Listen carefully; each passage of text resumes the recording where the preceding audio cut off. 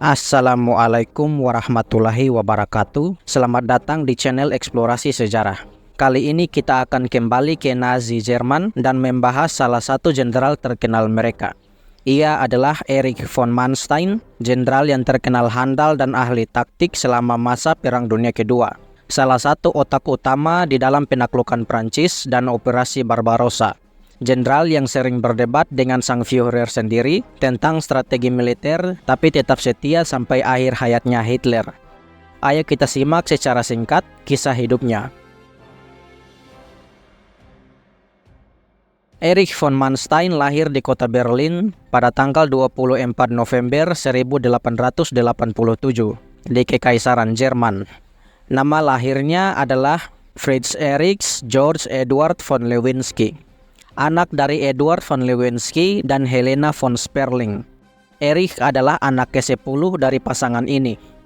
Helena von Sperling memiliki adik perempuan bernama Hedwig yang menikahi seorang tentara Jerman bernama Georg von Manstein. Kedua pasangan ini tidak memiliki anak, dan karena sudah memiliki 10 anak, Helena memberikan Erich kepada adiknya untuk diadopsi oleh mereka. Dari sinilah nama Erich berganti dari Erich von Lewinsky menjadi Erich von Manstein, menggunakan nama ayah angkatnya. Jadi Erich von Manstein memiliki 2 keluarga, satu keluarga angkat atau adopsi, dan satu keluarga kandung. Manstein memiliki seorang paman yang juga tak kalah terkenal, yaitu Paul von Hindenburg, seorang Field Marshal di Kekaisaran Jerman dan Presiden dari Republik Weimar nanti, posisi yang akan digantikan oleh Adolf Hitler sebagai Führer. Kedua keluarganya Manstein ini merupakan keluarga bangsawan dari Kekaisaran Jerman dan memiliki tradisi militer yang kuat di dalam keluarga. Kedua ayahnya, Edward dan George, merupakan jenderal di dalam tentara Kekaisaran Jerman. Bahkan hampir semua kerabatnya dari kedua sisi keluarga memiliki posisi yang tinggi di dalam militer. Dan karena itu, Erich von Manstein juga mengikuti tradisi ini dan bergabung di dalam tentara Kekaisaran Jerman. Ketika memasuki usia 7 tahun, Manstein dikirim ke sekolah Premiliter Lyceum di kota Strasbourg di tahun 1894 sampai 1899. Ketika lulus, ia memasuki pelatihan militer unit kadet, secara resmi memulai pelatihan militernya. Sebagai seorang kadet, ia dianggap oleh guru dan teman-temannya sebagai siswa yang cerdas dan berbakat. Di tahun 1907, ia dipromosikan ke tingkat letnan, dan di tahun 1913, ia dikirim ke Akademi Militer Tingkat Atas, Prussian War Academy, untuk pelatihan lebih lanjut sebagai seorang perwira. Ketika Perang Dunia Pertama tiba di tahun 1914, semua siswa di dalam akademi militer itu, termasuk Manstein, diperintahkan untuk memulai servis militer mereka di dalam perang. Di awal perang, ia dikirim ke front barat dan berpartisipasi dalam invasi Belgia, dan bahkan terlibat dalam penangkapan kota Namur, kemenangan strategis bagi tentara Jerman. Tidak lama setelah itu, Manstein dan unitnya dikirim lagi ke front timur untuk melawan tentara Rusia. Ia menjadi bagian dari Angkatan Darat Jerman ke-8 di bawah pimpinan pamannya, Paul von Hindenburg. Di sana ia berpartisipasi dalam beberapa pertempuran, salah satunya adalah pertempuran Danau Mesoria. Di dalam salah satu pertempurannya, ia tertembak di bahu dan lutut kiri, sehingga harus keluar dari medan perang untuk dikirim ke rumah sakit. Setelah pulih dari luka tembaknya, Manstein kembali memasuki peperangan. Selama periode Perang Dunia Pertama, ia terlibat di 2 front sekaligus, front barat dan front timur, meningkatkan pengetahuan dan taktik militernya, sekaligus membuatnya menjadi akrab dengan strategi Jerman di kedua sisi. Pengetahuan yang akan ia manfaatkan saat menjadi jenderal di Perang Dunia Kedua nanti. Mendekati akhir Perang Dunia Pertama, ia naik pangkat menjadi kapten karena kontribusinya. Manstein harus menelan pil pahit ketika Jerman menyerah dan mengalami kekalahan di dalam Perang Dunia Pertama, menyaksikan perjanjian Versailles yang sangat menghina Jerman. Jerman harus membayar uang reparasi yang besar dan tentaranya harus dibubarkan, kemudian disusun ulang bernama Reichswehr, pasukan yang tidak boleh melebihi jumlah 100.000 dan 4.000 perwira. Banyak perwira dan tentara Jerman diberhentikan karena perjanjian ini. Tapi karena kontribusinya di dalam peperangan beserta koneksi keluarganya, Manstein menjadi salah satu dari 4.000 perwira ini yang dipilih untuk memimpin tentara Jerman yang tersisa, kali ini di bawah Republik Weimar. Ia terlibat dalam pembangunan ulang tentara Jerman selama periode ini, dan sering berpindah-pindah pos militer dalam upaya ini.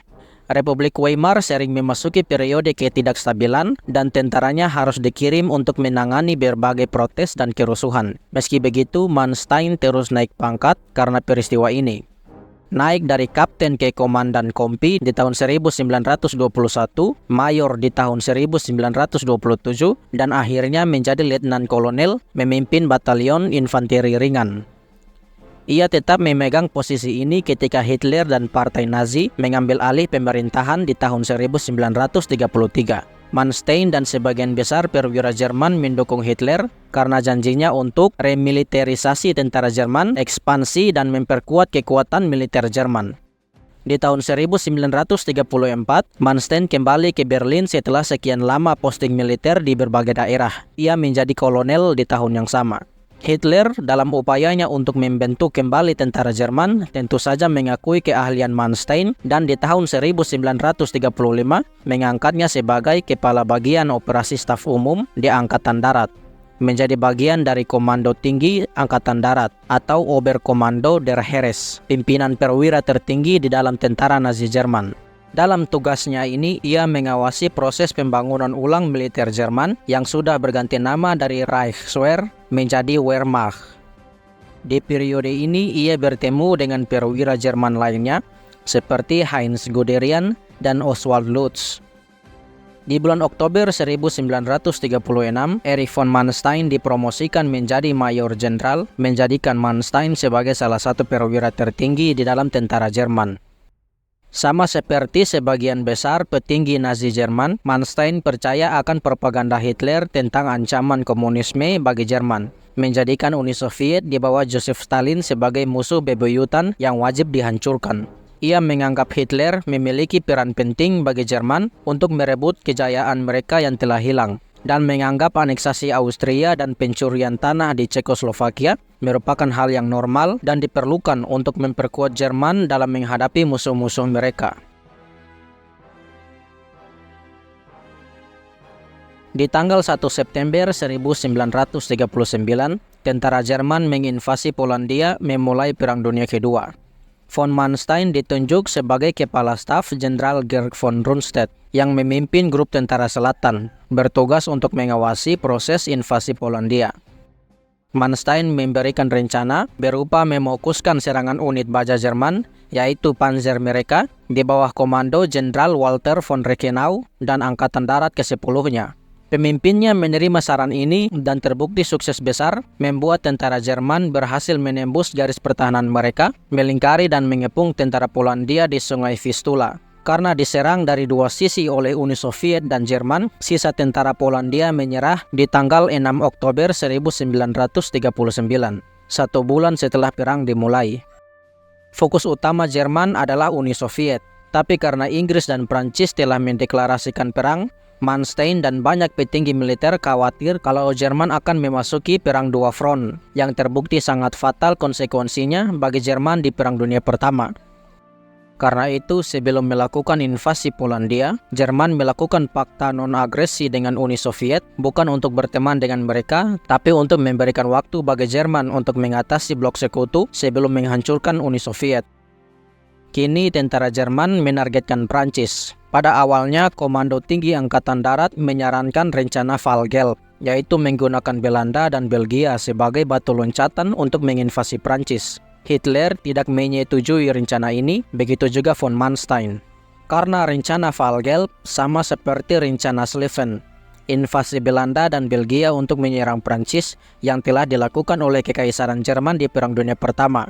Ia menganggap kalau pihak sekutu akan mengantisipasi serangan ini dan menurunkan semua tentara terbaik mereka untuk menahan Jerman. Ia juga takut akan serangan balik dari selatan yang bisa membelah perhatian tentara Jerman. Sementara itu, Prancis telah membangun garis fortifikasi dan sistem pertahanan yang kuat bernama Maginot Line atau Garis Maginot di perbatasan Prancis dan Jerman. Pertahanan ini dibangun setelah Perang Dunia Pertama untuk melindungi perbatasan mereka. Tapi garis pertahanan ini tidak melingkupi Prancis sepenuhnya, karena mereka tidak membangun pertahanan di hutan Ardennes. Erich von Manstein menyusun rencana yang cukup ambisius. Ia menyarankan tentara Jerman untuk menginvasi Prancis melalui daerah Ardennes yang terkenal dengan hutan mereka yang cukup rimba, luas, dan perbukitan yang sangat banyak. Wilayah ini dianggap sebagai batas natural antara Jerman dan Prancis, sehingga sangat sedikit atau tidak sama sekali pertahanan di daerah ini, karena dianggap mustahil untuk dilewati tentara Jerman. Tapi Manstein menganggap rencananya ini akan mengagetkan musuh dan memudahkan Jerman untuk meruntuhkan pertahanan mereka. Pada awalnya, petinggi militer menyikapi rencana ini dengan skeptisitas dan bahkan menolaknya. Tapi von Manstein membawa rencana ini langsung ke Hitler, dan rencana yang kemudian disebut Manstein Plan disetujui dengan senang hati oleh sang Führer. Strategi ini sukses besar, dan bahkan tentara Jerman sendiri terkejut akan cepatnya keberhasilan mereka. Tentara Jerman menggunakan unit baja mereka beserta taktik Blitzkrieg mereka yang terkenal dan berhasil menembus hutan Ardennes, mengagetkan Prancis dan sekutu. Tentara Prancis dan sekutu terkepung di wilayah utara, membuka jalan bagi tentara Jerman menuju Paris. Prancis menyerah di tanggal 22 Juni 1940. Sebagai penghargaan atas rencananya ini, Erich von Manstein dipromosikan menjadi jenderal dan diberikan penghargaan Knight Cross atau Kesatria Salib, penghargaan tertinggi di dalam militer Jerman. Ketenaran dan kepopuleran Manstein semakin meningkat setelah periode ini. Setelah Prancis diratasi, Hitler akhirnya memusatkan perhatiannya kepada Uni Soviet. Operasi Barbarossa, operasi militer untuk menginvasi Uni Soviet, dimulai pada tanggal 22 Juni 1941. Kurang lebih 3 juta pasukan Jerman dan kubu Aksis melakukan invasi besar-besaran Uni Soviet, invasi militer terbesar di sepanjang sejarah umat manusia. Jenderal Erich von Manstein ditunjuk sebagai Komandan Korpanser ke-56, menjadi bagian dari grup tentara utara di bawah pimpinan Marsikal Lapangan Wilhelm Ritter von Lieb. Tujuan dari grup tentara ini adalah mengepung dan menangkap kota Leningrad dan mengamankan wilayah utara Uni Soviet, serta mendukung sekutu mereka, Finlandia. Mengandalkan taktik perang kilat mereka, tentara kubu Aksis menerobos dan merebut ratusan kilometer wilayah Soviet. Pasukan panzer di bawah pimpinan Manstein memiliki beberapa kemenangan besar seperti pengepungan dan penangkapan 12.000 tentara Soviet dan 141 tank mereka di Straya, Rusia, sekitar 200 km dari Leningrad. Di bulan September 1941, Manstein diangkat menjadi komandan dari Angkatan Darat ke-11 setelah komandan mereka sebelumnya meninggal dunia. Ia ditugaskan untuk menyerang semenanjung Crimea dan menangkap kota Sevastopol. Pertempuran yang brutal pun terjadi di pengepungan Sevastopol, di mana ratusan ribu korban meninggal ataupun terluka jatuh di kedua kubu. Tapi Manstein berhasil menangkap Sevastopol di tahun 1942. Disinilah Jenderal Erich von Manstein akan diangkat menjadi Field Marshal atau Marsikal Lapangan, pangkat tertinggi di dalam tentara Nazi Jerman, menjadi puncak dari kejayaan karirnya. Hitler kemudian mengirim Manstein untuk bergabung dalam pengepungan Leningrad yang sayangnya tidak berhasil ketika Uni Soviet melakukan serangan balasan. Disinilah hubungan antara Hitler dan von Manstein mulai retak. Hitler terus mengirimkan perintah di luar rantai komando yang sangat berpengaruh besar atas efektivitas pertempuran di front timur. Tentara Aksis juga mulai mengalami kekalahan setelah pertempuran Stalingrad yang membuat Hitler sangat terlibat di front timur, mengambil alih komando pasukan dan memberikan perintah yang cenderung mustahil dilakukan. Manstein terus berdebat dengan Hitler, mengatakan kalau Hitler seharusnya meninggalkan urusan militer ke tangan jenderal yang lebih profesional. Meski begitu, Manstein terus melakukan tugasnya sebaik mungkin. Dengan lincahnya, ia melancarkan serangan balik kepada tentara merah dalam pertempuran ketiga Kharkov. Merebut kembali kota itu, menghancurkan 3 grup tentara mereka, dan sementara menahan kemajuan Soviet. Tapi ia mengalami kekalahan pada pertempuran Kursk, salah satu pertempuran tank terbesar di dunia. Meskipun kalah, ia melakukan strategi penarikan mundur dengan sangat baik, melawan perintah Hitler untuk tidak menyerahkan sejengkal tanah. Di tanggal 30 Maret 1944, Marsikal Lapangan Erich von Manstein akhirnya dipecat karena sikapnya yang sering menantang Hitler. Ia dipaksa untuk pensiun dan diberikan penghargaan Knight Cross sebagai hadiah penutup. Ia membeli sebuah tanah di Pomerania Selatan dan tinggal bersama dengan keluarganya, sebelum akhirnya harus melarikan diri ke barat setelah mendengar kalau tentara merah sudah mendekati Jerman. Ketika sampai di front barat dan memastikan kalau keluarganya telah aman, Manstein ditangkap dan menjadi tahanan perang dari Britania Raya dan pasukan sekutu. Di tahun 1949, Manstein diadili di kota Hamburg dengan tuduhan kejahatan perang dan dihukum 18 tahun penjara. Tapi ia hanya menjalani 4 tahun masa tahanan sebelum akhirnya dibebaskan. Von Manstein kemudian dijadikan penasihat militer tentara Jerman Barat dalam usaha mereka untuk menghadapi ancaman komunis di Perang Dingin. Di tanggal 9 Juni 1973, Erich von Manstein meninggal dunia setelah stroke di usianya yang ke-85 tahun. Ia diberikan upacara pemakaman penghormatan terakhir. Dengan begitu berakhirlah pembahasan kita tentang kisah hidupnya salah satu jenderal terkenal Perang Dunia Kedua ini. Terima kasih telah menonton, jangan lupa untuk like, komen, dan subscribe. Dan sampai jumpa di video selanjutnya. Assalamualaikum warahmatullahi wabarakatuh.